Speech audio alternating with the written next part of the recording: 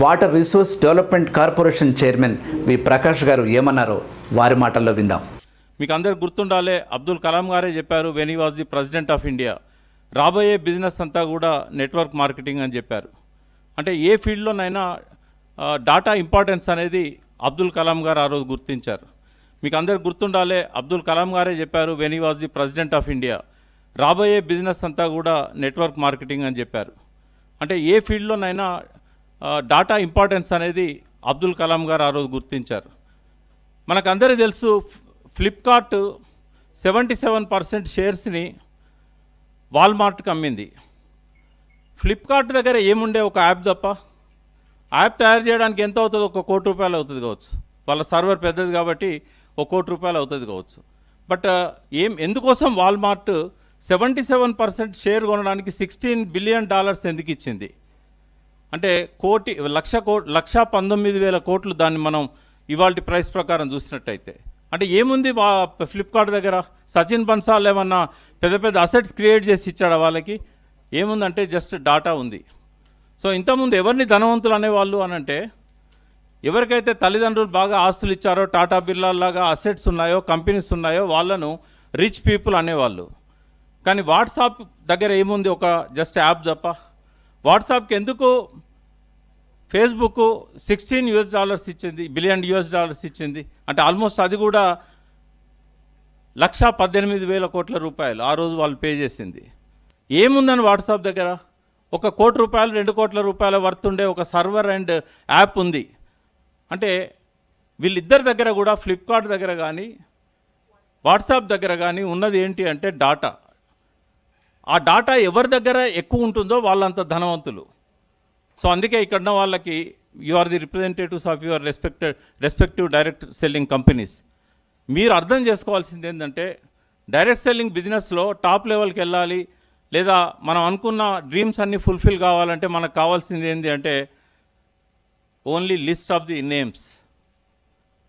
So అదే ఇక్కడ మనకు పెట్టుబడి. ప్రభుత్వం ప్రపంచంలో స్టేట్ గవర్నమెంట్స్ కానీ, సెంట్రల్ గవర్నమెంట్ కానీ, ఏ దేశ ప్రభుత్వాలు కానీ 1%కే గవర్నమెంట్ ఉద్యోగాలు ఇవ్వగలుగుతుంది. కానీ మనం పిల్లలకి ఏం చెప్తున్నాం చదువుకునేటప్పుడు? మనం పేరెంట్స్గా, మీరు చదవండి, మంచిగా చదివితే మంచి మార్కులు వస్తాయి, మంచి మార్కులు వస్తే మంచి ఉద్యోగం వస్తుంది. మంచి మార్కులు వస్తాయి కానీ మంచి ఉద్యోగం వస్తుందా? ఎందుకంటే గవర్నమెంట్ ఒక 1%కి ఇవ్వడానికే 40% బడ్జెట్ ఇవ్వాల్సి వస్తున్నది, పెన్షన్స్కి కానీ సాలరీస్కి కానీ. 2.5% కనుక ఎంప్లాయ్మెంట్ క్రియేట్ చేస్తే గవర్నమెంట్ సెక్టర్లో టోటల్ 100% బడ్జెట్ జీతాలకు పెన్షన్లో పోతుంది. మరి అటువంటిప్పుడు డెవలప్మెంట్ ఎక్కడి నుంచి వస్తుంది? కాబట్టి ఏ ప్రభుత్వమైనా 1% పాపులేషన్ మాత్రమే గవర్నమెంట్ జాబ్స్ ఇస్తుంది. కానీ మనం మాత్రం పిల్లలకి మీరు చదవండి, మంచి ఉద్యోగం వస్తుందని చెప్తా ఉన్నాం. ఇక్కడ తప్పెవరి దగ్గర ఉంది? మన దగ్గర ఉంది. చదువు అనేది జ్ఞాన సముపార్జనకే కానీ ఉద్యోగం కోసం కాదు అనేది మనం మన పిల్లలకు చెప్పాల్సిన అవసరం ఉంది. డైరెక్ట్ సెల్లింగ్ అనేది ఇక్కడ ఉన్న యూత్కి that is the only opportunity left for them to prevent their suicides, to prevent their crimes. కాబట్టి ఇక్కడున్న డైరెక్ట్ సెల్లింగ్ డిస్ట్రిబ్యూటర్స్ అంతా ఒక్క నిమిషం కూడా వేస్ట్ చేయకుండా వీలైనంత తక్కువ టైంలో ఎక్కువ మందిని కలిసి వాళ్ళని మోటివేట్ చేసి వాళ్ళని డైరెక్ట్ సెల్లింగ్ బిజినెస్లలోకి తీసుకురావాల్సిన అవసరం ఉంది. ఇంతకుముందు ఏంటంటే direct selling was secondary source of income to their families. హౌస్ వైఫ్స్ కానీ, హోమ్ మేకర్స్ కానీ వాళ్ళ భర్త తెచ్చే ఆదాయంతో పాటుగా సెకండరీ సోర్స్గా దీన్ని పెట్టుకున్నారు. కాబట్టి in past years ladies first ప్లేస్లో ఉండేవాళ్ళు. బట్ ఇప్పుడు ఇది ప్రైమరీ సోర్స్ ఆఫ్ ఇన్కమ్ అయింది కాబట్టి ఇవాళ ఇది ఫస్ట్ ప్లేస్లో జెంట్స్ వచ్చారు, తర్వాత గ్రాడ్యుయేట్స్ అండ్ పోస్ట్ గ్రాడ్యుయేట్స్ వచ్చారు. ఈ మారుతున్న ట్రెండ్స్ని కనుక మనం గమనించకపోయినట్టయితే మనం వెనుకబడిపోతాం డైరెక్ట్ సెల్లింగ్లో. ఇవాళ నేను మీ ముందు ఒక 100% రైట్ పర్సన్గా ఉన్నాను అంటే నా షుగర్ కంట్రోల్ చేసింది, నా బీపీని కంట్రోల్ చేసింది కేవలం డైరెక్ట్ సెల్లింగ్లో ఉండే సప్లిమెంట్స్ మాత్రమే. ఓన్లీ డైరెక్ట్ సెల్లింగ్లో మాత్రమే మంచి ప్రోడక్ట్స్ ఉంటాయి. గర్వంగా ప్రౌడ్గా చెప్పగలుగుతాను. ఎందుకు అంటే వర్డ్ ఆఫ్ మౌత్ ద్వారా. ఇక్కడ ఎవరు ఐశ్వర్యరాయ్ రారు, అమితాబ్ బచ్చన్ రారు. ఇక్కడ ప్రోడక్ట్లో దమ్ము ఉంటేనే డైరెక్ట్ సెల్లింగ్ కంపెనీ ఇక్కడ బతికి పట్టగడుతుంది.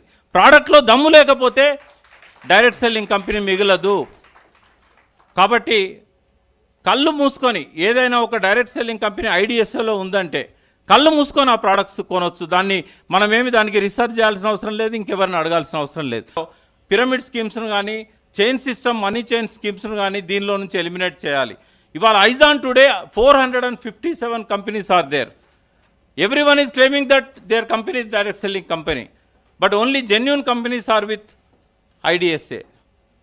People are confused to differentiate which is genuine and which is not. So andukani it is also the responsibility of the IDSA to filter the fake companies and spurious companies from the direct selling industry.